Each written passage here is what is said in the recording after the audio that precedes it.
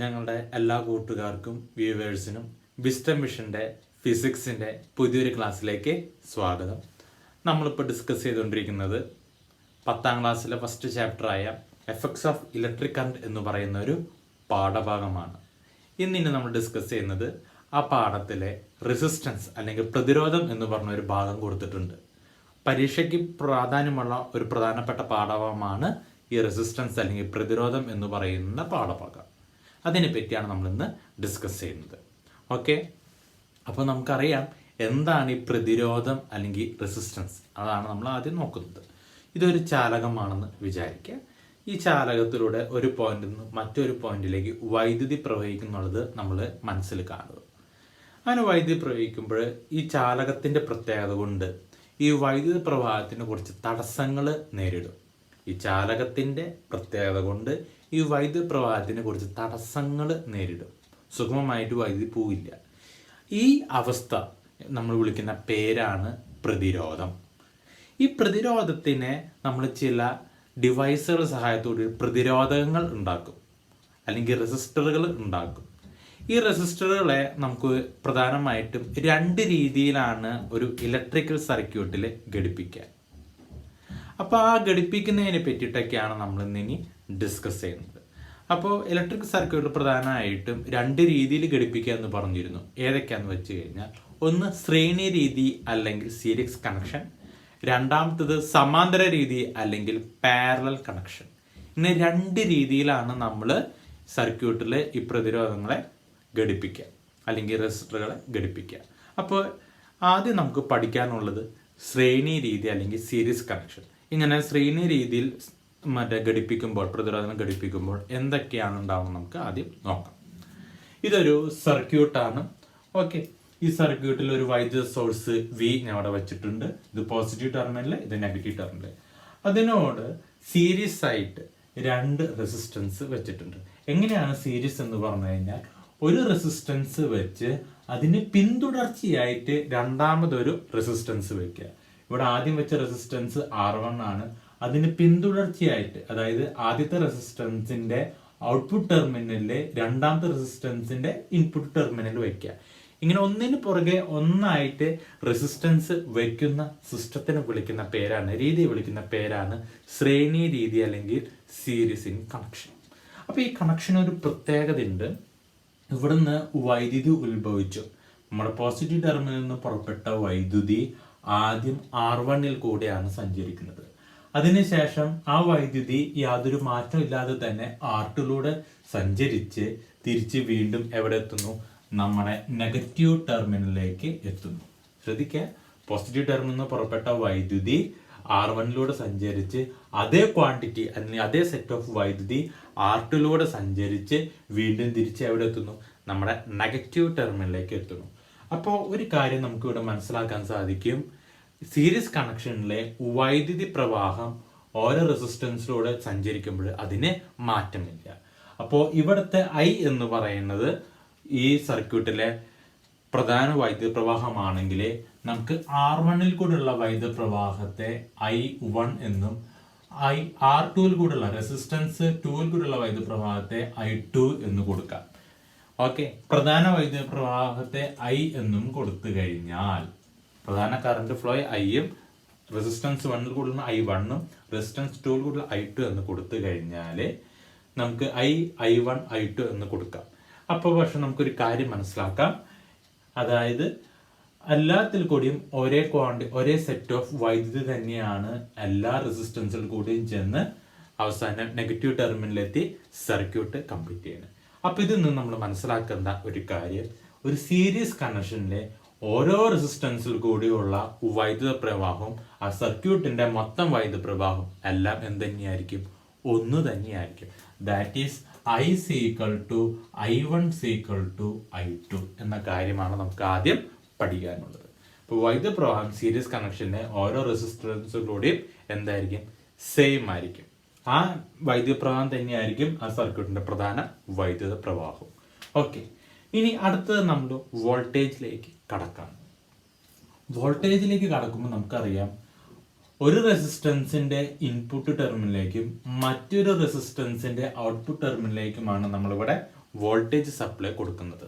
ഒരു റെസിസ്റ്റൻസിന്റെ ഇൻപുട്ട് ടെർമിനലിലേക്കും മറ്റൊരു റെസിസ്റ്റൻസിന്റെ ഔട്ട്പുട്ട് ടെർമിനലിലേക്കുമാണ് ഞാൻ ഇവിടെ വോൾട്ടേജ് അല്ലെങ്കിൽ പൊട്ടൻഷ്യൽ ഡിഫറൻസ് കൊടുക്കുന്നത്. അങ്ങനെ പൊട്ടൻഷ്യൽ ഡിഫറൻസ് കൊടുക്കുമ്പോൾ ആദ്യത്തെ റെസിസ്റ്റൻസിന്റെ അവിടെ ആക്ട് ചെയ്യുന്നതിനെ നമുക്ക് V1 എന്ന് കൊടുക്കാം.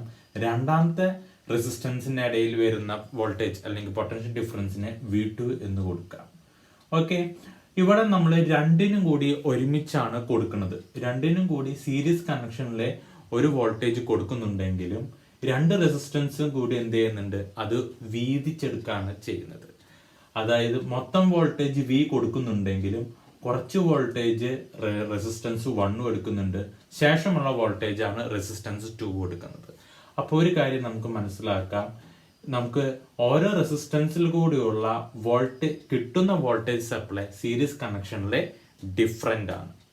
ആ ഒരു കാര്യം നമുക്ക് മനസ്സിലാക്കാം. അത് മനസ്സിലാക്കാൻ നമുക്ക് സിമ്പിൾ ആയിട്ടൊരു എക്സാമ്പിൾ ഉണ്ട്.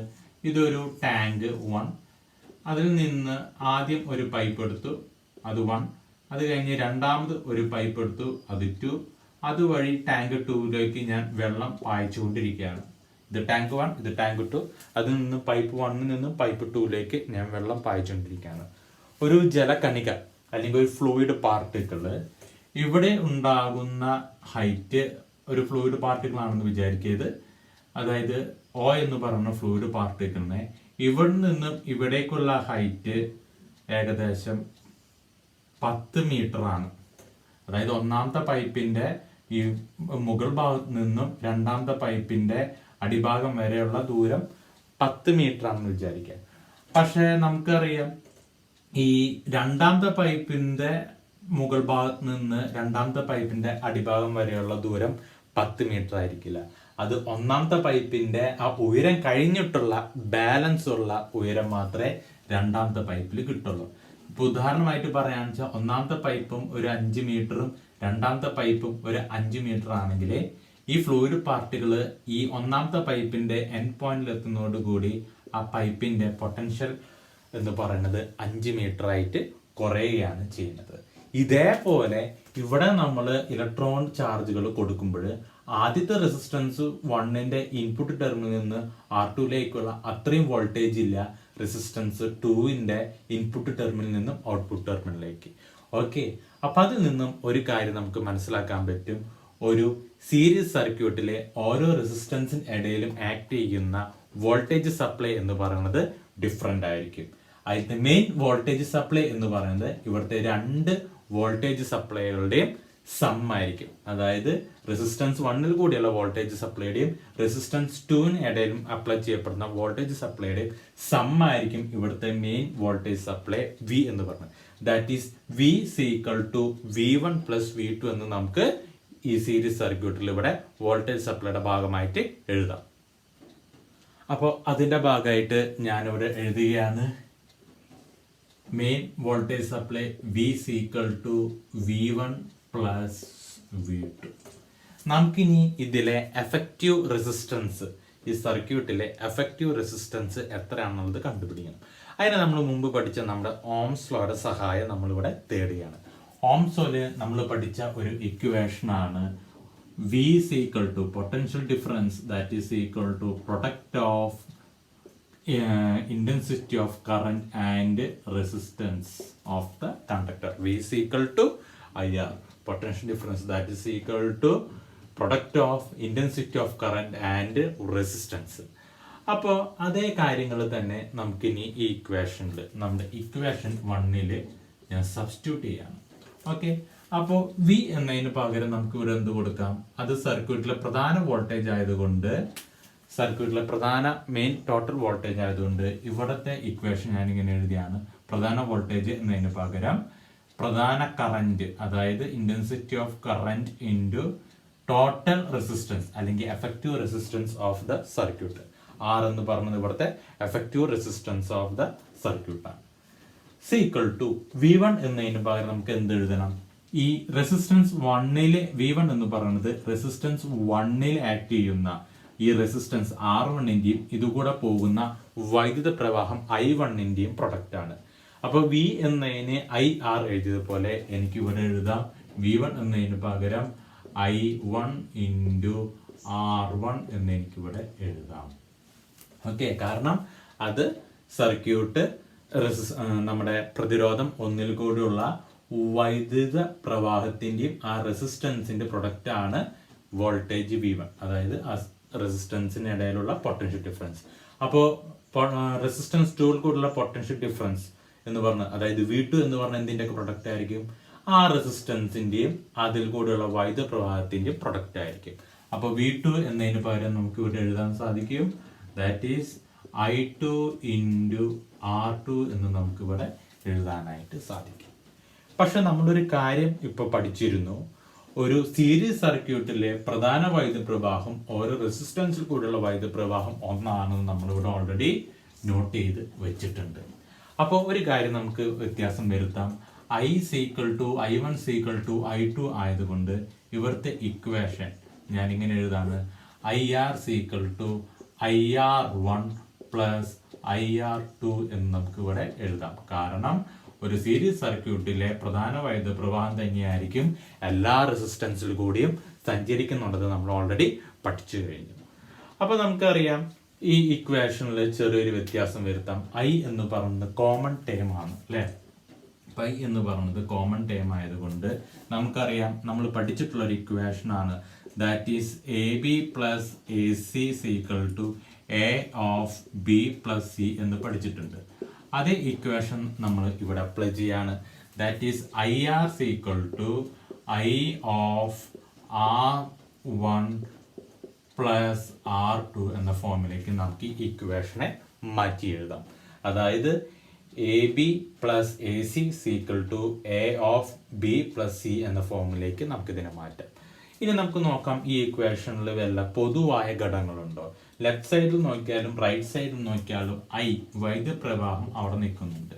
അപ്പൊ നമുക്ക് എന്ത് ചെയ്യാം, ഈ രണ്ട് വൈദ്യുത പ്രവാഹത്തിനും പിടിച്ച് ക്യാൻസൽ ചെയ്ത് കളഞ്ഞാൽ നമുക്ക് അവസാനം കിട്ടും സർക്യൂട്ടിലെ effective resistance R equal to resistance 1ൽ കൂടെയുള്ള റെസിസ്റ്റൻസ് 1ന്റെ റെസിസ്റ്റൻസും രണ്ടാമത്തെ റെസിസ്റ്റൻസിന്റെയും സമ്മായിരിക്കും. That is R equal to R1 plus R2.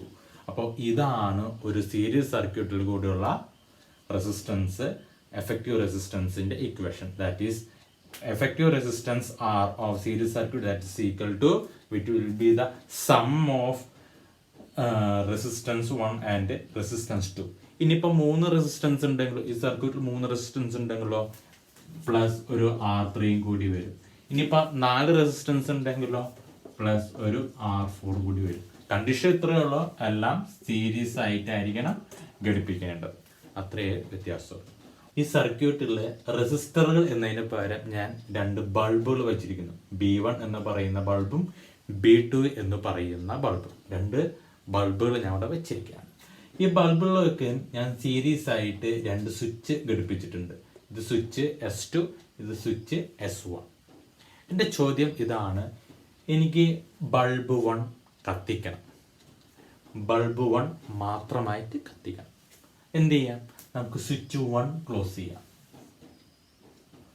Switch 1 close ചെയ്തു, പക്ഷേ ബൾബ് 1 കത്തുന്നില്ല. കാരണം നമുക്കറിയാം, ഇവിടെ സ്വിച്ച് 1 ക്ലോസ് ചെയ്താലും സ്വിച്ച് 2 സീരീസ് ആയിട്ട് ഘടിപ്പിച്ചത് കൊണ്ട് സ്വിച്ച് 2 കൂടി ഓൺ ആക്കിയാൽ മാത്രമേ ഈ സർക്യൂട്ട് എന്ത് ചെയ്യുള്ളൂ, കംപ്ലീറ്റ് ചെയ്യുള്ളൂ. പക്ഷേ ഇവിടെ സ്വിച്ച് 1 മാത്രമേ ക്ലോസ് ആയിട്ടുള്ളൂ. അപ്പൊ എനിക്ക് എന്ത് ചെയ്യണം, ഇനി സ്വിച്ച് 2 കൂടി ക്ലോസ് ചെയ്യണം. സ്വിച്ച് 2 കൂടി ക്ലോസ് ചെയ്ത് കഴിഞ്ഞാൽ നമുക്കറിയാം ഇപ്പൊ എന്ത് സംഭവിക്കും, ബൾബ് 1 കത്തും. പക്ഷെ അപ്പോഴും വേറൊരു പ്രശ്നമുണ്ട്, സ്വിച്ച് 2 കൂടി ക്ലോസ് ചെയ്തുകൊണ്ട് സർക്യൂട്ട് കംപ്ലീറ്റ് ആയി ബൾബ് 1 കത്തിയെങ്കിലും കൂട്ടത്തില് ഏത് ബൾബ് കൂടി കത്തി, ബൾബ് 2 കൂടി ഇവിടെ കത്തി. എന്ത് സംഭവിച്ചു, സ്വിച്ച് 1 മാത്രം ആദ്യം ഞാൻ എന്ത് ചെയ്തോളൂ, ക്ലോസ് ചെയ്തോളൂ. അപ്പോൾ സർക്യൂട്ട് കംപ്ലീറ്റ് ചെയ്യില്ല. സ്വിച്ച് 2 കൂടി ക്ലോസ് ചെയ്തു, അപ്പൊ ബൾബ് 1 കത്തി, പക്ഷെ കൂട്ടത്തിൽ എന്തും കൂടി കത്തി, ബൾബ് 2 കൂടി കത്തി. അപ്പോൾ ഇതിൽ നിന്ന് നമുക്ക് മനസ്സിലാക്കേണ്ട ഒരു കാര്യം, സീരീസ് സർക്യൂട്ടിലെ നമുക്ക് ഓരോ സ്വിച്ച് ഉപയോഗിച്ച് എന്ത് ചെയ്യാൻ പറ്റില്ല, ഓരോ സ്വിച്ച് ഉപയോഗിച്ച് ഓരോ റെസിസ്റ്ററുകളെയും കൺട്രോൾ ചെയ്യാൻ പറ്റില്ല.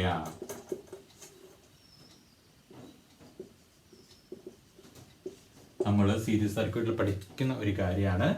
ഓരോ സ്വിച്ചുകൾ ഉപയോഗിച്ച് നമുക്ക് ഓരോ റെസിസ്റ്ററുകൾ എന്ത് ചെയ്യാൻ പറ്റില്ല, കൺട്രോൾ ചെയ്യാൻ പറ്റില്ല. അങ്ങനെ കൺട്രോൾ ചെയ്യാൻ പറ്റാതിരുന്നത് കൊണ്ടാണ് എനിക്ക് B1 മാത്രമായിട്ട് എൻ്റെ ഇഷ്ടത്തിന് കത്തിക്കാൻ സാധിക്കാതിരുന്നത്. അടുത്തത് നമ്മൾ നമ്മുടെ പാഠപുസ്തകത്തിലെ പേജ് നമ്പർ 17 കൊടുത്തിട്ടുള്ള ഒരു പ്രോബ്ലമാണ് ചെയ്യാൻ പോണത്. ആ പ്രോബ്ലം ഞാൻ ഇപ്പോൾ വായിക്കുന്നില്ല. നമുക്ക് പ്രോബ്ലത്തിൽ ഗിവൺ ഡാറ്റകളാണ് ഞാൻ ഇവിടെ എഴുതി വെച്ചിരിക്കുന്നത്. ഒരു പ്രോബ്ലം ചെയ്യുമ്പോൾ നമ്മൾ ആദ്യത്തെ സ്റ്റെപ്പ് ഗിവൺ ഡാറ്റ എഴുതുന്നതാണ്. പേജ് നമ്പർ 17 ഒന്നാമത്തെ പ്രോബ്ലമാണ്. പ്രോബ്ലം പ്രകാരം നമുക്ക് സർക്യൂട്ടിലെ പൊട്ടൻഷ്യൽ ഡിഫറൻസിന് വോൾട്ടേജ് തന്നിട്ടുണ്ട്, 6 വോൾട്ട് തന്നിട്ടുണ്ട്. റെസിസ്റ്റൻസ് 1ന്റെ വാല്യൂ 4 ഓമും റെസിസ്റ്റൻസ് 2ന്റെ വാല്യൂ 2 ഓമും നമുക്ക് തന്നിട്ടുണ്ട്. ഈ രണ്ട് റെസിസ്റ്റൻസുകളും ഏത് കണക്ഷനാണ് കൊടുത്തിരിക്കുന്നത് പറഞ്ഞിട്ട് സീരീസ് കണക്ഷൻ ആണ് തന്നിരിക്കുന്നത്. ചോദ്യം ഇതാണ്, ഈ സർക്യൂട്ടിലൂടെയുള്ള വൈദ്യുത പ്രവാഹം കണ്ടുപിടിക്കുക. അതാണ് ചോദ്യം. അപ്പൊ നമുക്കറിയാം വൈദ്യുത പ്രവാഹം I കണ്ടുപിടിക്കാനുള്ള ഇക്വേഷൻ നമ്മൾ ഓംസ് ലോ പ്രകാരം പഠിച്ചിട്ടുണ്ട്. I = V/R എന്നുള്ളത് നമ്മൾ ഓൾറെഡി പഠിച്ചിട്ടുണ്ട്. ഓക്കെ, പക്ഷേ നമുക്കറിയാം ഇവിടെ റെസിസ്റ്റൻസ് എന്ന് പറയുന്നത് ഈ R എന്ന് പറയുന്നത് എഫക്റ്റീവ് റെസിസ്റ്റൻസ് ആണ് ഇവിടെ ഉപയോഗിക്കേണ്ടത്. നമുക്ക് എഫക്റ്റീവ് റെസിസ്റ്റൻസ് തന്നിട്ടില്ല, പകരം 2 റെസിസ്റ്ററുകളുടെ വാല്യൂ ആണ് തന്നിരിക്കുന്നത്. അപ്പൊ ആദ്യമേ തന്നെ നമുക്ക് എന്ത് കണ്ടുപിടിക്കണം? എഫക്റ്റീവ് റെസിസ്റ്റൻസ് Rന്റെ വാല്യൂ കണ്ടുപിടിക്കണം. അപ്പൊ ഇവിടെ പറഞ്ഞിട്ടുള്ള സർക്യൂട്ട് ഓൾറെഡി ചോദ്യത്തിൽ തന്നിട്ടുണ്ട്. സീരീസ് സർക്യൂട്ട് ശ്രേണി രീതിയിലാണെന്ന് പറഞ്ഞിട്ടുണ്ട്. അപ്പൊ നമുക്ക് എഫക്റ്റീവ് റെസിസ്റ്റൻസ് R = കണ്ടുപിടിക്കണം. R = R1 + R2 എന്ന് നമുക്ക് കണ്ടുപിടിക്കണം. അതായത് 4 ഓം + 2 ഓം നമുക്ക് ഉത്തരം കിട്ടും. 6 ഓം എന്ന് നമുക്ക് ഉത്തരം കിട്ടും. അപ്പോൾ Rന്റെ വാല്യൂ നമുക്ക് ഇവിടെ ലഭിച്ചു. വോൾട്ടേജ് ഓൾറെഡി ചോദ്യത്തിൽ തന്നിട്ടുണ്ട്. വോൾട്ടേജ് എന്ന് പറയുന്നത് 6 വോൾട്ട്. അപ്പോൾ 6 volt divided by 6 ohm that is equal to 6 volt divided by 6 ohm that is equal to 1 ampere ആണ് ഇവിടുത്തെ വൈദ്യുത പ്രവാഹം. അടുത്തത് നമ്മുടെ പാഠപുസ്തകത്തിലില്ലാത്ത റെസിസ്റ്റൻസുമായി ബന്ധപ്പെട്ട ഒരു പ്രോബ്ലമാണ് ഞാൻ പറയാൻ പോകുന്നത്. ഈ പ്രോബ്ലം നമ്മുടെ പാഠപുസ്തകത്തിലില്ല, പക്ഷേ സീരീസ് കണക്ഷൻ്റെമായി ബന്ധപ്പെട്ട ഒരു കാര്യം പഠിക്കുന്നതിന് വേണ്ടിയിട്ടാണ് ഞാൻ ഈ പ്രോബ്ലം ഇവിടെ ചെയ്യുന്നത്. പ്രോബ്ലം ഇങ്ങനെയാണ്. ഒരു സർക്യൂട്ടിലെ നമുക്ക് 3 റെസിസ്റ്റൻസ് തന്നിരിക്കുന്നു. ഓക്കെ, 3 റെസിസ്റ്റൻസിൻ്റെ വാല്യൂ ഒന്ന് തന്നെയാണ്, അതായത് 2 ഓം. അപ്പോൾ R1 = 2 ഓം, R2 = 2 ഓം, R3 = 2 ഓം. അതായത് ഒരു സർക്യൂട്ടിലെ നമുക്ക് 3 റെസിസ്റ്റൻസ് തന്നിരിക്കുന്നു. ആ 3 റെസിസ്റ്റൻസിൻ്റെയും വാല്യൂ ഒന്നാണ്, അതായത് 2 ഓം വെച്ചാണ് തന്നിരിക്കുന്നത്. ചോദ്യം ഇതാണ്, സഫല പ്രതിരോധം കണ്ടുപിടിക്കുക. That is effective resistance R കണ്ടുപിടിക്കുന്നതാണ്. ഇതൊരു സീരീസ് സർക്യൂട്ട് ആയതുകൊണ്ട് നമുക്കറിയാം എഫക്റ്റീവ് റെസിസ്റ്റൻസ് കണ്ടുപിടിക്കാനുള്ള സമവാക്യം R = R1 + R2 + R3 എന്നാണ് നമുക്കറിയാം. നമുക്ക് എന്ത് ചെയ്യാം? വാല്യൂ സബ്സ്റ്റിറ്റ്യൂട്ട് ചെയ്യാം. 2 + 2 + 2 എന്ന് സബ്സ്റ്റിറ്റ്യൂട്ട് ചെയ്യാം. ഇനിയാണ് ശ്രദ്ധിക്കേണ്ടത്, 2 + 2 + 2 എന്നതിന് പകരം 3 × 2 എന്നെനിക്ക് വേണമെങ്കിൽ ഈ സർക്യൂട്ടിലെ മറ്റേ ഉത്തരമായിട്ട് എഴുതാം. 2 + 2 + 2 എന്നതിന് പകരം എനിക്ക് 3 × 2 എന്ന് എഴുതാം. ഇനി ശ്രദ്ധിക്കാം, 3 എന്ന് പറയുന്ന നമ്പർ നമ്മൾ ചോദ്യമായിട്ട് ശ്രദ്ധിക്കുക. നമ്മുടെ ചോദ്യത്തിൽ എത്ര റെസിസ്റ്റൻസ് തന്നിട്ടുണ്ട്? നമ്മുടെ ചോദ്യത്തിൽ 3 റെസിസ്റ്റൻസ് ആണ് തന്നിരിക്കുന്നത്. അപ്പോൾ N എന്ന് കൊടുക്കാം. ഓക്കെ, 3 റെസിസ്റ്റൻസ് ആണ് തന്നിരിക്കണേ എന്ന് പറഞ്ഞു. അത് എത്ര ഓമിൻ്റെ റെസിസ്റ്റൻസാണ്? 2 ഓമിൻ്റെ റെസിസ്റ്റൻസ് ആണ് തന്നിരിക്കണേ. അപ്പോൾ അവിടെ ഞാൻ ഈ 2 ഓം എന്ന് സൂചിപ്പിക്കാൻ സ്മോൾ ലെറ്റർ R എന്ന് കൊടുത്തു. ഓക്കെ, അപ്പോൾ നമുക്കറിയാം 3 × 2 എന്നതിൻ്റെ ഉത്തരം 6 എന്നാണ് എനിക്ക് ഉത്തരം കിട്ടുന്നത്, അതായത് 6 ഓം. അപ്പം നമ്മളിവിടെ മനസ്സിലാക്കുന്ന ഒരു ഇക്വേഷൻ എന്ന് പറയുന്നത്, ഒരു സീരീസ് സർക്യൂട്ടിലെ 6 ഓം റെസിസ്റ്റൻസുകൾ, ഒരു സീരീസ് സർക്യൂട്ടിലെ 6 ഓം റെസിസ്റ്റൻസുകൾ N നമ്പർ തന്നു കഴിഞ്ഞാൽ അവിടെ ഉണ്ടാകുന്ന എഫക്റ്റീവ് റെസിസ്റ്റൻസ് അല്ലെങ്കിൽ സഫല പ്രതിരോധം ക്യാപിറ്റൽ ലെറ്റർ R = നമുക്ക് എഴുതാം N × R എന്ന് എഴുതാം. ഇവിടെ നമ്മൾ പഠിക്കുന്ന കാര്യം ഇത്രയാണ്. ഒരു സീരീസ് സർക്യൂട്ടിലെ N number of resistance with each resistance, ഒരു റെസിസ്റ്റൻസിന്റെ വാല്യൂ സ്മോൾ ലെറ്റർ ആർ ആണെങ്കിൽ അവിടെ സഫല പ്രതിരോധം capital letter R C equal to N into R ആണെന്ന് നമുക്ക് മനസ്സിലാക്കാം. ഓക്കെ, അപ്പോൾ ഇവിടുത്തെ കണക്കിൽ പറയുകയാണെങ്കിൽ ഇവിടെ നമുക്ക് 3 റെസിസ്റ്റൻസ് ആണ് തന്നിരിക്കുന്നത്. അപ്പോൾ ഇവിടുത്തെ എന്നിന്റെ വാല്യൂ 3 എന്ന് വരും. ഓക്കെ, അതുപോലെ തന്നെ ഓരോ റെസിസ്റ്റൻസിന്റെ വാല്യൂ 2 ഓം ആണ്. അപ്പോൾ സ്മോൾ ലെറ്റർ ആറിന്റെ വാല്യൂ 2 ഓം എന്ന് വരും. അപ്പോൾ നമുക്ക് ഇവിടുത്തെ ഉത്തരം കിട്ടും n ഇൻറ്റു ആറിലേക്ക് സബ്സ്റ്റിറ്റ്യൂട്ട് ചെയ്ത് കഴിഞ്ഞാൽ 3 ഇൻറ്റു 2 ഓം, അതായത് 6 ഓം എന്നാണ് നമുക്കിവിടെ ഉത്തരം കിട്ടുന്നത്. അപ്പോൾ ഈ ഒരു ഭാഗത്ത് നമ്മൾ പഠിക്കുന്ന ഒരു ഇക്വേഷൻ ആണ് capital letter R C equal to n into R. അതായത് ഒരു സീരീസ് സർക്യൂട്ടിലെ n number of resistance, R value ഉള്ള n നമ്പർ ഓഫ് റെസിസ്റ്റൻസ് തന്നു കഴിഞ്ഞാൽ അവിടുത്തെ effective resistance capital letter R C equal to n into R എന്ന് നമുക്ക് ലഭിക്കും. അടുത്ത് നമ്മൾ സീരീസ് സർക്യൂട്ടിൽ പഠിക്കുന്ന മറ്റൊരു കാര്യം എന്താണെന്ന് വെച്ച് കഴിഞ്ഞാൽ കഴിഞ്ഞ 2 പ്രോബ്ലം വെച്ച് നോക്കും നമുക്കറിയാം. അതായത് ആദ്യത്തെ പ്രോബ്ലത്തിൽ 4 ഓം റെസിസ്റ്റൻസും 2 ഓം റെസിസ്റ്റൻസും പിന്നെയുള്ളതിൽ 2 ഓമിൻ്റെ 3 ഓം റെസിസ്റ്റൻസും ഉപയോഗിച്ചപ്പോൾ, ഓക്കെ, ആദ്യത്തെ പ്രോബ്ലത്തിൽ എനിക്ക് 6 ഓം കിട്ടി. പിന്നെ രണ്ടാമത്തെ പ്രോബ്ലത്തിലും എനിക്ക് 6 ഓമാണ് സഫല പ്രതിരോധം കിട്ടി. അപ്പോൾ ആദ്യത്തെ പ്രോബ്ലത്തിലും രണ്ടാമത്തെ പ്രോബ്ലം നമ്മൾ അനലൈസ് ചെയ്യുമ്പോൾ ഒരു കാര്യം നമുക്ക് മനസ്സിലാവും. ആദ്യത്തെ പ്രോബ്ലത്തിൽ 4 ഓമും 2 ഓമും നമ്മൾ റെസിസ്റ്റൻസ് ഉപയോഗിച്ചപ്പോൾ എനിക്ക് അവിടെ കിട്ടിയ സഫല പ്രതിരോധം എന്ന് പറയുന്നത് 6 ഓമാണ് കിട്ടിയത്. ഇത് ഇവിടെ ഉപയോഗിച്ച 2 റെസിസ്റ്റൻസിനേക്കാളും കൂടുതലായിരുന്നു എനിക്ക് ഇവിടെ കിട്ടിയ സഫല പ്രതിരോധം. അതുപോലെ തന്നെ രണ്ടാമത് ഇപ്പോൾ ചെയ്ത പ്രോബ്ലത്തിലാണെങ്കിലും 2 ഓം റെസിസ്റ്റൻസുകളാണ് ഞാൻ ഉപയോഗിച്ചത്. 2 ഓമിന്റെ 3 റെസിസ്റ്റൻസുകൾ ഉപയോഗിച്ചപ്പോൾ എനിക്ക് ഇക്വേഷൻ പ്രകാരം 6 ഓം റെസിസ്റ്റൻസ് ആണ് സഫല പ്രതിരോധം കിട്ടിയത്.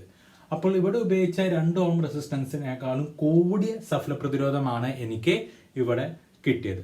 അപ്പോൾ 2 കണക്കിൽ നമുക്ക് ഒരു കാര്യം മനസ്സിലാക്കാം. ഒരു സീരീസ് സർക്യൂട്ടിലെ നമ്മൾ പ്രതിരോധങ്ങൾ ഘടിപ്പിക്കുമ്പോൾ, ശ്രേണി രീതിയിൽ ഘടിപ്പിക്കുമ്പോൾ നമുക്ക് അവിടെ കിട്ടുന്ന സഫല പ്രതിരോധം അല്ലെങ്കിൽ എഫക്റ്റീവ് റെസിസ്റ്റൻസ് എപ്പോഴും അവിടെ ഉപയോഗിച്ച പ്രതിരോധങ്ങളെക്കാളും കൂടിയ വാല്യൂ ആയിരിക്കും.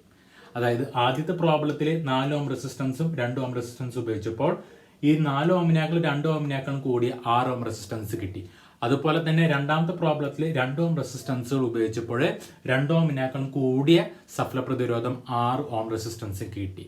അപ്പോൾ ഇങ്ങനെ ഒരു കാര്യം കൂടി നമ്മൾ സീരീസ് സർക്യൂട്ടിൽ നിന്നും മനസ്സിലാക്കുന്നുണ്ട്. സീരീസ് സർക്യൂട്ടിൽ എപ്പോഴും സഫല പ്രതിരോധം അവിടെ ഉപയോഗിക്കുന്ന റെസിസ്റ്റൻസിനേക്കാളും കൂടിയ വാല്യൂ ആയിരിക്കും കിട്ടുക.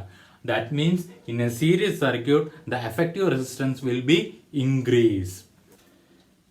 അടുത്ത് നമ്മൾ പഠിക്കാൻ പോകുന്നത് റെസിസ്റ്റൻസ് ഇൻ പാരലൽ, അതായത് പ്രതിരോധങ്ങളെ എങ്ങനെയാണ് സമാന്തരമായിട്ട് ഘടിപ്പിക്കുന്നത് എന്നൊരു കൺസെപ്റ്റാണ് പഠിക്കാൻ പോകുന്നത്. ഓക്കെ, ഇവിടെ ഒരു സർക്യൂട്ട് കാണിച്ചിട്ടുണ്ട്. സർക്യൂട്ട് നമ്മളൊരു പോസിറ്റീവ് നെഗറ്റീവ് ടെർമിനലിലേക്ക് പവർ സപ്ലൈക്ക് നമ്മൾ 2 റെസിസ്റ്ററുകൾ വെച്ചിട്ടുണ്ട്. 2 റെസിസ്റ്ററുകളും വച്ചിരിക്കുന്നത് നമുക്ക് എങ്ങനെയാണെന്ന് നമുക്ക് നോക്കാം.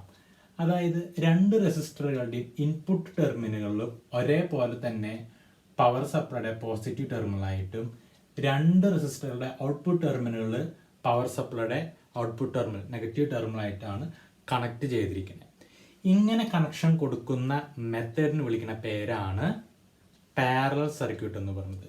കഴിഞ്ഞ സീരീസ് സർക്യൂട്ടിൽ ഒന്നിന് പുറകിലായിട്ടായിരുന്നു മറ്റത് വെച്ചത്. എന്നാൽ ഇവിടെ അങ്ങനെയല്ല, 2 റെസിസ്റ്ററുകളുടെയും പ്രതിരോധങ്ങളുടെയും at a time input terminal power സപ്ലൈയുടെ പോസിറ്റീവ് ടെർമിനലായിട്ടും അതുപോലെ തന്നെ output terminal power supply negative ടെർമിനലായിട്ട് ഇതേപോലെ അക്രോസ് ചെയ്ത് ഘടിപ്പിക്കുന്ന രീതിയെ വിളിക്കുന്ന പേരാണ് പാരലൽ സർക്യൂട്ട്. ഇങ്ങനെയാണ് നമ്മൾ പാരലൽ സർക്യൂട്ട് ഘടിപ്പിക്കുക. അപ്പോൾ പാരലൽ സർക്യൂട്ടിലെ എങ്ങനെയാണ് വോൾട്ടേജും കറന്റും വരുന്നത് എന്നുള്ള കാര്യം നമുക്ക് നോക്കാം. ആദ്യം വോൾട്ടേജ് എടുക്കാം. 2 സർക്യൂട്ടും നമ്മുടെ വോൾട്ടേജ് സപ്ലൈക്ക് പാരലായിട്ടാണ് ഘടിപ്പിച്ചിരിക്കുന്നത്. അതുകൊണ്ട് തന്നെ ഒരു കാര്യം നമുക്ക് മനസ്സിലാക്കാം, 2 റെസിസ്റ്റൻസും ഈ സർക്യൂട്ടിൽ 2 റെസിസ്റ്റൻസും നമ്മുടെ വോൾട്ടേജ് സപ്ലൈക്ക് പാരലായിട്ടാണ് നമ്മൾ ഘടിപ്പിച്ചിരിക്കുന്നത്. അതുകൊണ്ട് ഒരു കാര്യം നമ്മൾ മനസ്സിലാക്കുക, 2 റെസിസ്റ്ററുകളുടെയും എ എന്ന ഒന്നാമത്തെ റെസിസ്റ്ററിന്റെ AB എന്ന് പറയുന്ന ടെർമിനൽക്കിടയിലും രണ്ടാമത്തെ റെസിസ്റ്റൻസിന്റെ CD എന്ന് പറയുന്ന ടെർമിനൽക്കിടയിലും അപ്ലൈ ചെയ്യപ്പെടുന്ന വോൾട്ടേജ് എന്തായിരിക്കും? സെയിം ആയിരിക്കും. അതായത് ഈ സർക്യൂട്ടിലെ പ്രധാന വോൾട്ടേജ് Vയും അതുപോലെ തന്നെ റെസിസ്റ്റൻസ് 1ന്റെ ഇടയിൽ അപ്ലൈ ചെയ്യപ്പെടുന്ന വോൾട്ടേജ് V1ഉം, അതായത് ഇവിടുത്തെ വോൾട്ടേജ് V1ഉം, അതുപോലെ തന്നെ റെസിസ്റ്റൻസ് 2ന് ഇടയിൽ അപ്ലൈ ചെയ്യപ്പെടുന്ന വോൾട്ടേജ് ദാറ്റ് ഈസ് V2 എല്ലാം എന്ത് തന്നെയായിരിക്കും? ഒന്ന് തന്നെയായിരിക്കും. അതൊന്നും കൂടി മനസ്സിലാക്കാൻ നമുക്ക് ഈ ടാങ്കിന്റെ ചിത്രത്തിലേക്ക് കടക്കാം. ഇവിടെ ടാങ്ക് 1ൽ നിന്നും ടാങ്ക് 2ലേക്ക് വെള്ളം വന്നുകൊണ്ടിരിക്കുക. വെള്ളം വരാൻ വേണ്ടിയിട്ട് 2 പൈപ്പ് ഞാൻ ഇട്ട് കൊടുത്തിട്ടുണ്ട്. 1 എന്ന പേരുള്ള ഒരു പൈപ്പും 2 എന്ന പേരുള്ള ഒരു പൈപ്പും ഇട്ട് കൊടുത്തിട്ടുണ്ട്. നമുക്കറിയാം ഇവിടെ A എന്ന പോയിന്റും B എന്ന പോയിന്റും വെച്ച് നോക്കാം. ഓക്കെ, ഈ പൈപ്പുകളുടെ നീളം 5 മീറ്റർ ആണ്. 2 പോയിന്റുകളിൽ നിന്നും ടാങ്ക് 2ലേക്കുള്ള അകലം എന്ന് പറയുന്നത്, പൊട്ടൻഷ്യൽ എന്ന് പറയുന്നത് എന്തുതന്നെയായിരിക്കും? 5 മീറ്റർ തന്നെയാണ്. ഓക്കെ, അപ്പൊ ഇതേപോലെ നമ്മൾ റെസിസ്റ്ററുകൾ, പൈപ്പുകൾക്ക് അവിടെ പകരം നമ്മളിവിടെ റെസിസ്റ്ററുകൾ വയ്ക്കുന്നു. അപ്പൊ ഈ 2 റെസിസ്റ്ററുകൾ നമുക്കറിയാം എന്താണ്? വോൾട്ടേജിനെ അക്രോസ് ചെയ്ത് വയ്ക്കുന്നത് കൊണ്ട് 2 റെസിസ്റ്ററുകൾക്ക് ഇടയിലുള്ള പൊട്ടൻഷ്യൽ ഡിഫറൻസ് എന്തായിരിക്കും? സെയിം ആയിരിക്കും. അപ്പൊ നമ്മൾ ആദ്യം പഠിക്കുന്ന കാര്യം പാരലൽ സർക്യൂട്ടിലെ that is main voltage of the circuit V is equal to V1, that is voltage across the or potential difference across the resistance 1, that is equal to voltage or potential difference across the resistance 2. അപ്പോൾ resistance 1ൽ കൂടെയുള്ള വോൾട്ടേജിനും resistance 2ലുള്ള വോൾട്ടേജും രണ്ടും main വോൾട്ടേജിന് same ആയിരിക്കും. ഈ ഒരു കാര്യമാണ് നമ്മൾ പഠിക്കുന്നത്. ഇനി അടുത്തത് കറണ്ടിനെ പറ്റി നമ്മൾ പഠിക്കാൻ പോകുന്നത്. കറണ്ട് നമുക്കറിയാം, മെയിൻ കറണ്ട് ഫ്ലോ I ഇവിടെ നിന്ന് പുറപ്പെട്ടു. A എന്ന പോയിന്റ് എത്തുമ്പോൾ ഈ സർക്യൂട്ട് 2 ബ്രാഞ്ച് ആയിട്ടാണ് തിരിയുന്നത്. ഈ A എന്ന പോയിന്റ് എത്തുമ്പോൾ സർക്യൂട്ട് 2 ബ്രാഞ്ച് ആയിട്ടാണ് പിരിയുന്നത്. അപ്പോൾ വൈദ്യുതിക്ക് എന്ത് സംഭവിക്കും? ഇതേപോലെ 2 ബ്രാഞ്ച് ആയിട്ട് പിരിയുന്നു. ഒന്നാമത്തെ റെസിസ്റ്റൻസിൽ കൂടെയുള്ള കറണ്ടിന് ഞാൻ I1 എന്ന് കൊടുത്തു.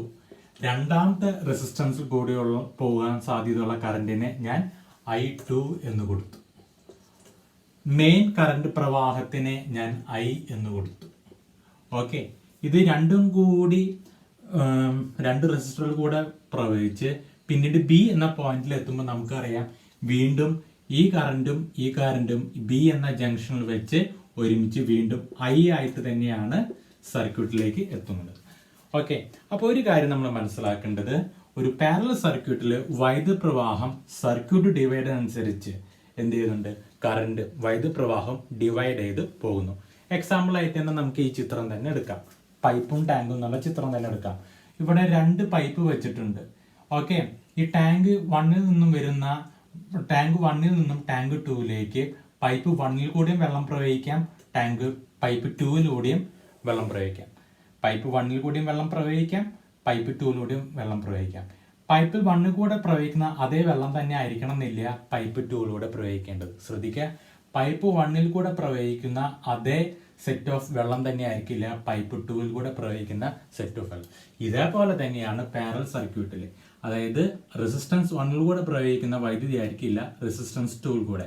ഈ ഒരു ഭാഗത്ത് വെച്ച് ഇത് 2ആയി പിരിഞ്ഞ് വീണ്ടും ഈ ഒരു ഭാഗത്ത് വെച്ച് 1ആയി ചേർന്നതിന് ശേഷമാണ് സർക്യൂട്ട് കംപ്ലീറ്റ് ചെയ്യുന്നത്.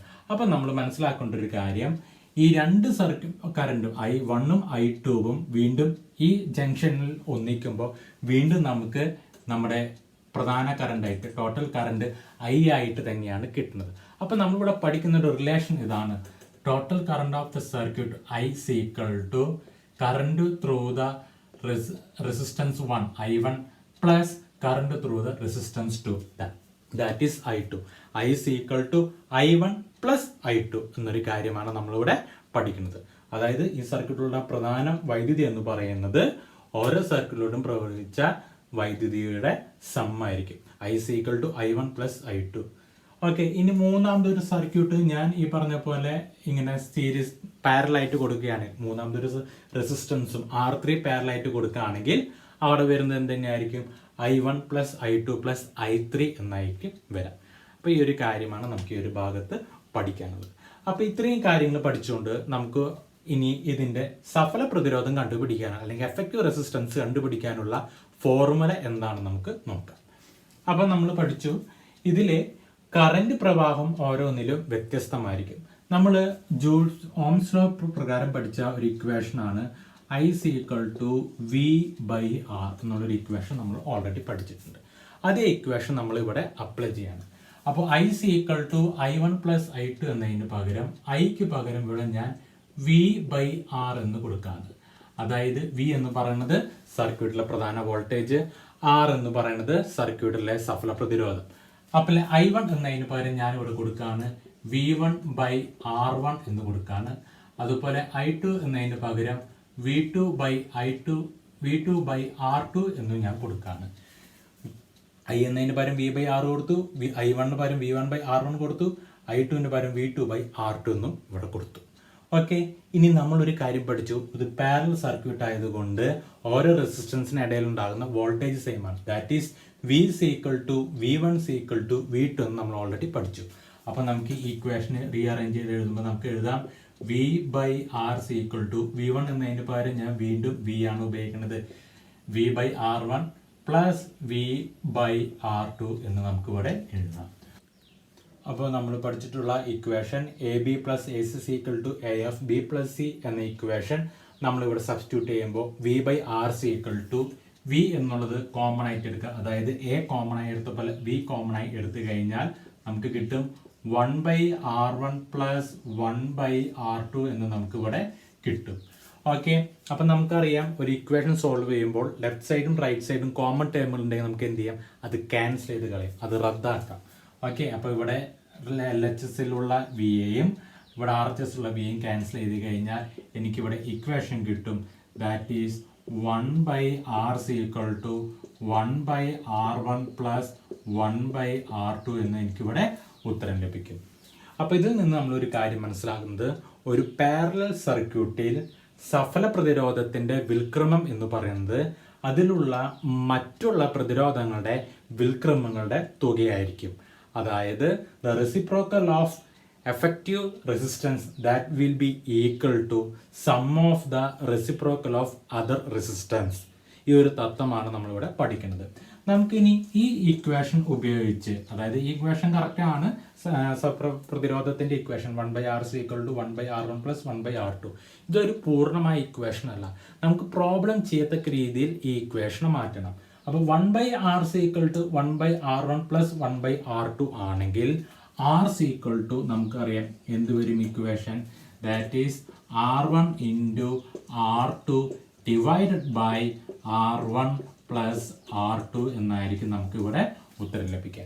അതായത് 1 by R equal to 1 by R1 plus 1 by R2 എന്നുള്ളത് ഇവിടെ വരുമ്പോൾ എന്ത് വരും, R equal to R1 into R2 divide by R1 plus R2 എന്ന് നമുക്ക് ഇക്വേഷൻ ലഭിക്കും. അടുത്ത് നമ്മൾ പഠിക്കാൻ പോകുന്നത് ഒരു പാരലൽ സർക്യൂട്ടിലെ സ്വിച്ച് വെച്ച് നമുക്ക് ഓരോ റെസിസ്റ്ററുകളെ അല്ലെങ്കിൽ ഇൻസ്ട്രുമെൻറ്റുകളെ കൺട്രോൾ ചെയ്യാൻ സാധിക്കുമോ എന്നുള്ളൊരു കാര്യമാണ്.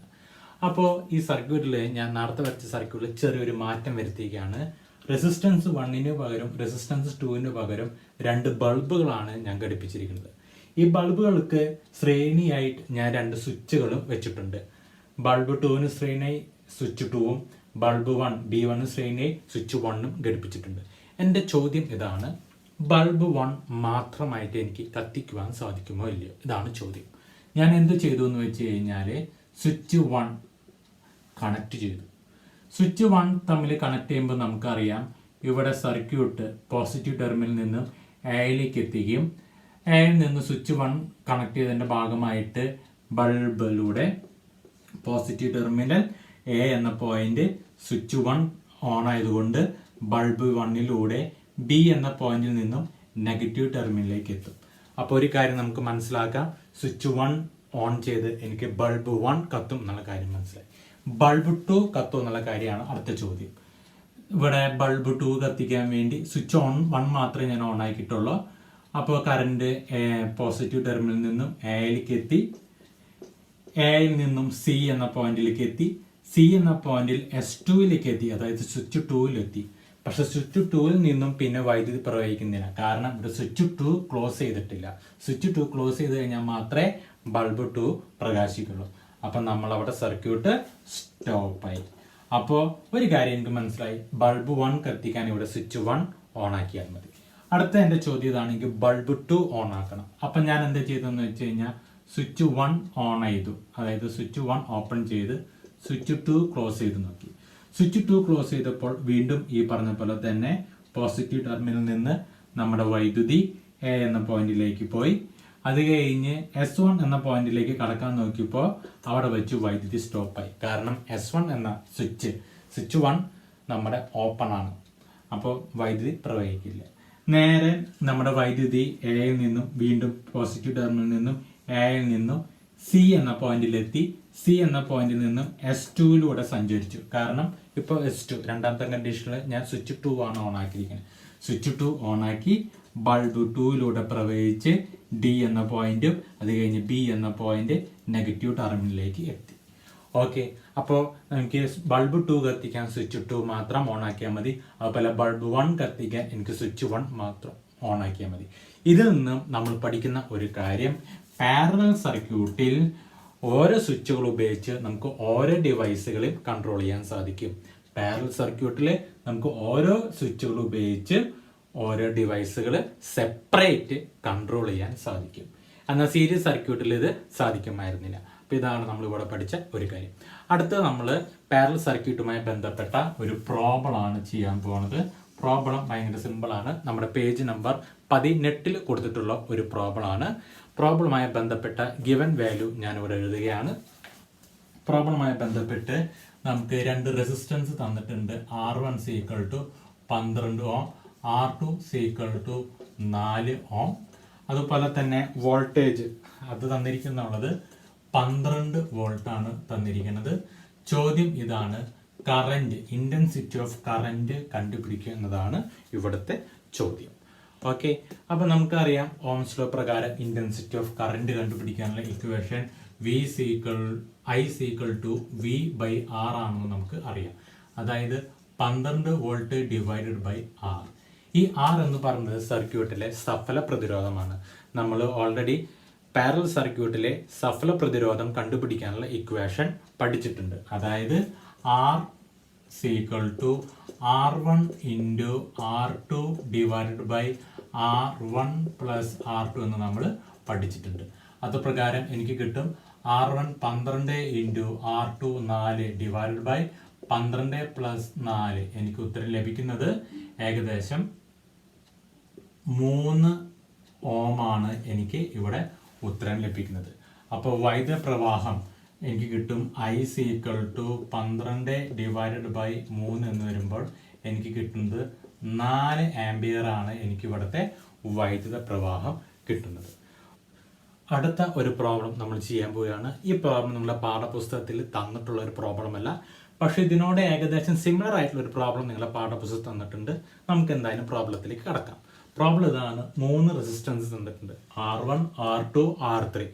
ഓരോ റെസിസ്റ്റൻസിന്റെ വാല്യൂ 2 ഓം 2 ഓം 2 ഓം ആണ്.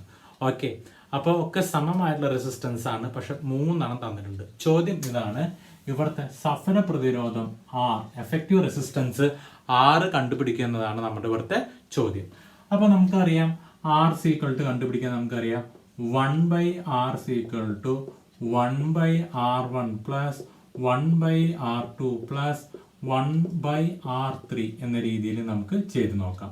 തൽഫലമായിട്ട് നമുക്ക് കിട്ടും 1/2 പ്ലസ് 1/2 പ്ലസ് 1/2, അതായത് 3/2 എന്നായിരിക്കും നമുക്ക് ഉത്തരം കിട്ടുക. 1/Rന്റെ വാല്യൂ ആണ് 3/2. അതുകൊണ്ട് Rന്റെ വാല്യൂ നമുക്ക് കിട്ടും 2/3 എന്ന് നമുക്ക് കിട്ടും.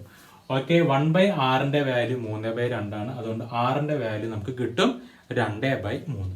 ഇനിയാണ് നമ്മുടെ ചോദ്യത്തിന്റെ രസം ഇരിക്കുന്നത്. പ്രത്യേകം ശ്രദ്ധിക്കുക, ഇവിടെ ഒരു റെസിസ്റ്റൻസിന്റെ വാല്യൂ എത്രയായിരുന്നു? 2 ഓം ആണ് തന്നിരുന്നത്. ഓക്കെ, അപ്പോൾ ഇവിടുത്തെ ഉത്തരം നോക്കുക, 2/3 ആണ്. അപ്പോൾ ഞാനിവിടെ 2 എന്നതിന് പകരം സ്മോൾ ലെറ്റർ R, ഒരു റെസിസ്റ്റൻസിന്റെ വാല്യൂ സ്മോൾ ലെറ്റർ R എന്ന് കൊടുത്തു. ഇനി നമുക്ക് ഇവിടെ എത്ര റെസിസ്റ്റൻസ് തന്നിരുന്നത്? 1 2 3 റെസിസ്റ്റൻസ് ആണ്. നമ്മുടെ വാല്യൂ നോക്കുക, ഇവിടെ 3 ആണ് വന്നിരിക്കുന്നത്. അപ്പൊ ഞാൻ നമ്പർ ഓഫ് റെസിസ്റ്റൻസിനെ n എന്ന് കൊടുത്തു. അതായത് പാരലൽ സർക്യൂട്ട്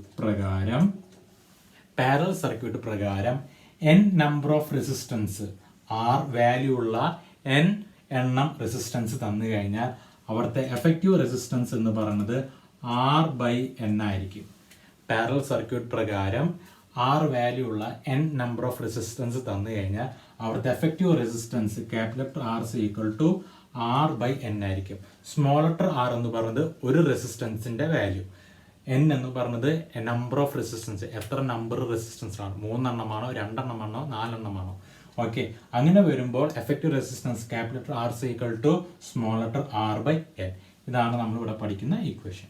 ഒപ്പം തന്നെ ഈ രണ്ട് പ്രോബ്ലത്തിൽ നിന്നും ഒരു കാര്യം കൂടി നമുക്ക് പഠിക്കാനുണ്ട്.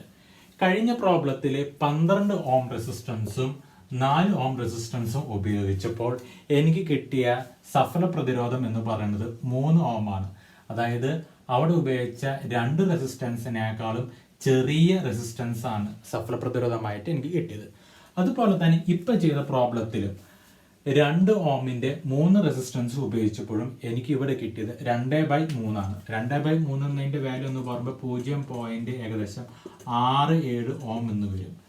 അപ്പോൾ നമ്മൾ മനസ്സിലാക്കേണ്ട ഒരു പ്രധാനപ്പെട്ട കാര്യം എന്താണെന്ന് വെച്ച് കഴിഞ്ഞാൽ, ഒരു പാരലൽ സർക്യൂട്ടിൽ, ഒരു സമാന്തര സർക്യൂട്ടിൽ നമ്മൾക്ക് കിട്ടുന്ന എഫക്റ്റീവ് റെസിസ്റ്റൻസ്, ഒരു സമാന്തര സർക്യൂട്ടിൽ നമുക്ക് കിട്ടുന്ന എഫക്റ്റീവ് റെസിസ്റ്റൻസ് എന്ന് പറയുന്നത് അവിടെ ഉപയോഗിച്ചിട്ടുള്ള പ്രതിരോധങ്ങളെക്കാളും അല്ലെങ്കിൽ അവിടെ ഉപയോഗിച്ചിട്ടുള്ള റെസിസ്റ്റൻസിന്റെ വാല്യൂയേക്കാളും എപ്പോഴും കുറവായിരിക്കും.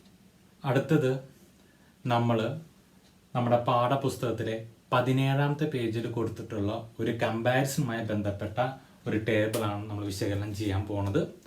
അപ്പോൾ അതെങ്ങനെയാണ് നമുക്ക് നോക്കാം. നിങ്ങളുടെ പാഠപുസ്തകത്തിൽ 2 കോളേ കൊടുത്തിട്ടുള്ളൂ. ഞാൻ 3 കോളമായിട്ടാണ് ഈ ഒരു ഭാഗം വിശദീകരിക്കുന്നത്. അതായത് സീരീസ് സർക്യൂട്ടിൻ്റെയും പാരലൽ സർക്യൂട്ടിൻ്റെയും കമ്പാരിസൺ. അപ്പോൾ കമ്പാരിസൺ ചെയ്യാൻ വേണ്ടിയിട്ട് 2 സർക്യൂട്ടിൽ കൂടെയുള്ള ആദ്യം ഞാൻ എടുക്കുന്നത് വോൾട്ടേജ് ആണ്. ഓക്കെ, 2 സർക്യൂട്ടിനും ഇടയിൽ ഓരോ റെസിസ്റ്ററുകൾ കൂടി ഇടയിലുള്ള വോൾട്ടേജ് എങ്ങനെയാണ് നമുക്ക് നോക്കാം. നമുക്കറിയാം സീരീസ് സർക്യൂട്ടിലെ ഓരോ റെസിസ്റ്ററുകൾ കൂടെയുള്ള വോൾട്ടേജ് എന്ന് പറയുന്നത് ഡിഫറെൻ്റ് ആയിരിക്കും. പാരലൽ സർക്യൂട്ട് നമ്മൾ പഠിച്ചു, പാരലായിട്ട് വയ്ക്കുന്ന ഓരോ റെസിസ്റ്ററുകളുടെ ഇടയിലും അപ്ലൈ ചെയ്യപ്പെടുന്ന വോൾട്ടേജ് എന്ന് പറയുന്നത് ആ സർക്യൂട്ടിലെ മെയിൻ വോൾട്ടേജ് ആയിരിക്കും. അതായത് എല്ലാം സെയിം വോൾട്ടേജ് ആയിരിക്കും. അടുത്തത് കറന്റ് ഫ്ലോ. ഓരോ റെസിസ്റ്ററിൽ കൂടിയുള്ള കറന്റ് ഫ്ലോ ആണ് നമ്മൾ നോക്കുന്നത്. സീരീസ് സർക്യൂട്ടിലെ ഓരോ റെസിസ്റ്ററിൽ കൂടിയുള്ള കറന്റ് ഫ്ലോ എന്ന് പറയുന്നത് സെയിം ആയിരിക്കും. എന്നാൽ പാരലൽ സർക്യൂട്ടിലെ ഓരോ റെസിസ്റ്ററിൽ കൂടിയുള്ള കറന്റ് ഫ്ലോ വ്യത്യാസം ഉണ്ടായിരിക്കും. അപ്പോൾ അത് ഇവിടെ ഡിഫറെന്റ് എന്നാണ് വരുന്നത്, വ്യത്യാസം. ഇനി അടുത്തത് നമ്മൾ പഠിക്കാൻ പോകുന്നത് സഫല പ്രതിരോധത്തിന്റെ ഇക്വേഷൻ ആണ്, എഫക്റ്റീവ് റെസിസ്റ്റൻസിന്റെ ഇക്വേഷൻ. അത് സീരീസ് സർക്യൂട്ടിൽ നമ്മൾ പഠിച്ചു, R equal to R1 plus R2 എന്ന് നമ്മൾ പഠിച്ചു.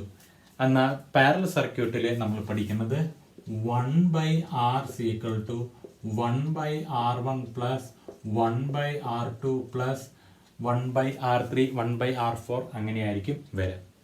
അടുത്തത് നമ്മൾ എഫക്റ്റീവ് റെസിസ്റ്റൻസിന്റെ ചേഞ്ചിനെ പറ്റിയിട്ടായിരുന്നു പഠിച്ചിരുന്നത്. നമുക്കറിയാം സീരീസ് സർക്യൂട്ടിലെ എഫക്റ്റീവ് റെസിസ്റ്റൻസ് എന്ന് പറയുന്നത് എന്ത് ചെയ്യും, അതിൽ ഉപയോഗിച്ചിട്ടുള്ള മറ്റുള്ള റെസിസ്റ്റൻസുകളെക്കാളും കൂടുതലായിട്ടാണ് നമുക്ക് കിട്ടുന്നത്. എന്നാൽ പാരലൽ സർക്യൂട്ടിലെ എഫക്റ്റീവ് റെസിസ്റ്റൻസ് എപ്പോഴും അവിടെ ഉപയോഗിക്കുന്ന മറ്റുള്ള റെസിസ്റ്ററുകളെ അപേക്ഷിച്ച് കുറവായിട്ടായിരിക്കും ലഭിക്കുന്നത്. അടുത്തത് നമ്മൾ പിന്നെ ഒരു ബൾബ് ഉപയോഗിച്ചിട്ട് സർക്യൂട്ടുകളെ പറ്റി പഠിച്ചു, സ്വിച്ച് കൺട്രോൾ.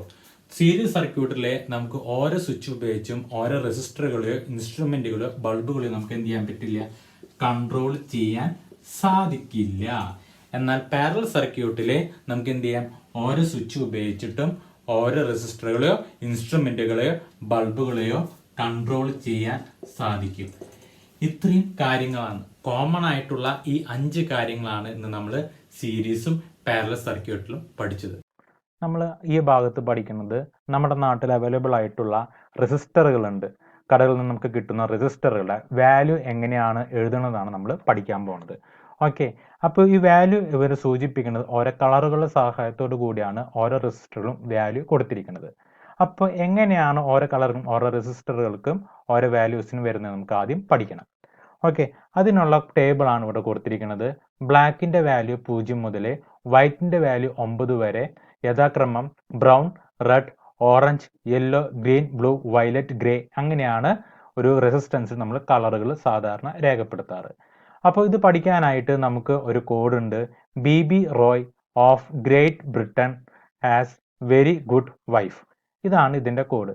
ഇതിൽ ആദ്യത്തെ ബി ബ്ലാക്കിനെയും രണ്ടാമത്തെ ബി ബ്രൗണിനെയും റെഡ് ആറിന് വേണ്ടിയിട്ടും ഒ ഓറഞ്ച് വൈ യെല്ലോ എന്നിങ്ങനെ അവസാനം ഡബ്ല്യു വൈറ്റിന് വരെ സൂചിപ്പിക്കുന്നു. ഈ ഒരു കോഡ് പഠിച്ചു കഴിഞ്ഞാൽ നമുക്ക് ഈ നമ്പറുകൾ ഓട്ടോമാറ്റിക്കലി അറിയാൻ സാധിക്കും.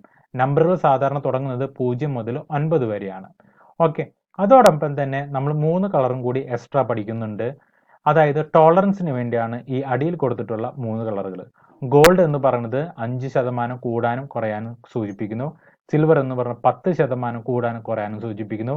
ഇനി കളർ ഒന്നുമില്ലെങ്കിൽ അത് 20% കൂടുകയോ കുറയുകയോ ചെയ്യുന്നതിന് സൂചിപ്പിക്കുന്നതാണ്. അപ്പോൾ എങ്ങനെയാണ് കളർ വരുന്നത്, കളർ വെച്ചിട്ട് ഒരു റെസിസ്റ്റൻസിന്റെ വാല്യൂ വരുന്നത് നമുക്ക് പഠിക്കാം. ആദ്യത്തെ മുകളിലത്തെ റെസിസ്റ്റർ നമുക്ക് നോക്കാം. മുകളിലത്തെ റെസിസ്റ്ററിൽ ആദ്യം കൊടുത്തിരിക്കുന്ന കളർ നീലയാണ്. അപ്പോൾ നീലയ്ക്ക് നേരെയുള്ള കളർ നമുക്ക് വാല്യൂ എത്രയാണെന്ന് നമുക്ക് നോക്കാം. 6 ആണ്. അതുകൊണ്ട് ഇവിടെ 6 എന്ന് എഴുതി. രണ്ടാമത്തത് ചുവപ്പാണ്. ചുവപ്പിന് നേരെ വരുന്ന കളർ 2 ആണ്. അപ്പോൾ 6 കഴിഞ്ഞ് നമ്മൾ 2 എഴുതി. മൂന്നാമത്തെ ഡിജിറ്റ് എന്ന് പറയുന്നത് നമ്പർ ഓഫ് സീറോ അല്ലെങ്കിൽ മൾട്ടിപ്ലയർ ആണ്. അതായത് 100 ആണോ 1000 ആണോ 10 ആണോ അത് 0 ആണോ അതാണ് മൂന്നാമത്തെ സംഖ്യ സൂചിപ്പിക്കുന്നത്. അപ്പം മൂന്നാമത്തെ വാല്യൂ സൂചിപ്പിക്കാൻ വേണ്ടി ഇവിടെ കളർ കൊടുത്തിരിക്കുന്നത് ബ്ലാക്ക് ആണ്. അപ്പം ബ്ലാക്കിന്റെ മൾട്ടിപ്ലയർ വരുന്നത് 0 ആയിട്ടാണ്, അല്ലെങ്കിൽ അതിന്റെ നമ്പർ എന്ന് പറയുന്നത് 0 ആണ്. അപ്പം നമുക്ക് 62 കഴിഞ്ഞ് ഒരു സംഖ്യയും ഇവിടെ എഴുതേണ്ട കാര്യമില്ല. അപ്പോൾ ഈ റെസിസ്റ്റൻസിന്റെ വാല്യൂ എന്ന് പറയുന്നത് 62 ഓം ആണ്. അടുത്ത് നാലാമത്തെ ബാൻഡ് സൂചിപ്പിക്കുന്നത് ഈ റെസിസ്റ്റൻസിന്റെ ടോളറൻസ് ആണ്. ടോളറൻസ് എന്ന് പറഞ്ഞു കഴിഞ്ഞാൽ ഇപ്പോൾ ഇവിടെ 62% പ്ലസ് ഓർ മൈനസ് 5% ആണ് കൊടുത്തിരിക്കുന്നത്. എന്ന് വെച്ചാൽ 62 ഓമിന്റെ 5% റെസിസ്റ്റൻസ് ഈ റെസിസ്റ്റർക്ക് കൂടുകയോ കുറയുകയോ ചെയ്യാം. അപ്പോൾ എങ്ങനെയാണ് ഇവിടെ 5% വെച്ചിരിക്കുന്നത്? അതാണ് നമ്മൾ മുമ്പ് പഠിച്ച കളർ നോക്കുക. ഗോൾഡ് എന്ന കളറാണ് ഇവിടെ നാലാമത്തെ ബാൻഡായിട്ട് വെച്ചിരിക്കുന്നത്. അപ്പോൾ നാലാമത്തെ ബാൻഡായിട്ട് ഗോൾഡ് വെച്ചിരിക്കുന്നതുകൊണ്ട് നമ്മളവിടെ 5% പ്ലസ് ഓർ മൈനസ് 5% എന്ന രീതിയിൽ എഴുതി. ഇനി മറ്റൊരു റെസിസ്റ്റർ, അടിയിലത്തെ റെസിസ്റ്റർ നമുക്ക് നോക്കാം. ഇതിനും 4 ബാൻഡാണ് സൂചിപ്പിച്ചിരിക്കുന്നത്. ആദ്യത്തെ കളറ് പച്ച നിറമാണ്. പച്ചയുടെ വാല്യൂ നമുക്കറിയാം 5 ആണ്. അപ്പോൾ ആദ്യത്തെ സംഖ്യ നമ്മൾ 5 എന്ന് എഴുതി. അടുത്ത സംഖ്യ ഏതാണ് നമുക്ക് നോക്കാം. നീല കളറാണ് കൊടുത്തിരിക്കുന്നത്. നീല കളറിന് വരുന്ന വാല്യൂ എന്ന് പറയുന്നത് 6 ആണ്. അപ്പോൾ നമ്മൾ ഇവിടെ 6 എന്ന വാല്യൂ എഴുതി. അടുത്ത് മൂന്നാമത്തെ ലെയർ എന്ന് പറയുന്നത് നമ്പർ ഓഫ് മൾട്ടിപ്ലയർ അല്ലെങ്കിൽ 0 ആണ്. ഇവിടെ റെഡ് കളറാണ് കൊടുത്തിരിക്കുന്നത്. റെഡ് കളർ ആവുമ്പോൾ അതിന് നമ്പർ ഓഫ് 0 വാല്യൂ വരുന്നത് 2 0 ആണ്. അപ്പം നമ്മളിവിടെ 2 0 എഴുതി. ഇനി നാലാമത്തെ ബാൻഡ് ടോളറൻസ് സൂചിപ്പിക്കുന്നു. ഇവിടുത്തെ ടോളറൻസ് എന്ന് സൂചിപ്പിക്കാൻ വേണ്ടി ഗോൾഡ് കളർ കൊടുത്തിരിക്കുന്നുണ്ട്. നമ്മൾ പ്ലസ് ഓർ മൈനസ് 5% കൊടുത്തിരിക്കുന്നു. അപ്പോൾ ഇങ്ങനെയാണ് നമ്മുടെ നാട്ടിലെ നമുക്ക് ലഭിക്കുന്ന റെസിസ്റ്ററുകളിൽ വാല്യൂ കൊടുക്കുന്നതിൻ്റെ രീതി. ഈ ഭാഗം നിങ്ങൾക്ക് മനസ്സിലായി കാണുമെന്ന് വിചാരിക്കുന്നു. Thank you.